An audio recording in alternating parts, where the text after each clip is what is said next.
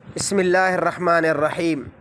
میرے محترم سامعین، آج جو میں آپ کی خدمت میں مسئلہ پیش کروں گا وہ یہ ہے کہ ایک ایسی بکری اور بھیڑ ہے جس کا ایک تھن خراب ہے اور ایک تھن ٹھیک ہے، یا اسی طرح ایک گائے ہے، بھینس ہے یا اونٹنی ہے، ان کے دو تھن تو ٹھیک ہیں لیکن دو تھن خراب ہیں، تو کیا ایسے جانوروں کی قربانی کرنا جائز ہے؟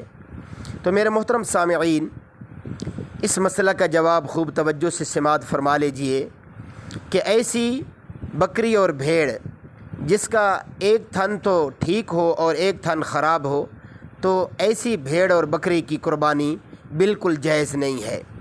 اور اسی طرح گائے ہے اور بھینس ہے، اونٹنی ہے، ان کے چار تھنوں میں سے دو تھن خراب ہیں، ان میں سے دودھ نہیں اترتا، تو پھر ایسے جانوروں کی قربانی کرنا بھی جائز نہیں ہوگی، کیونکہ یہ عیب والے جانور ہیں اور عیب والے جانوروں کی قربانی دینا جائز نہیں ہے۔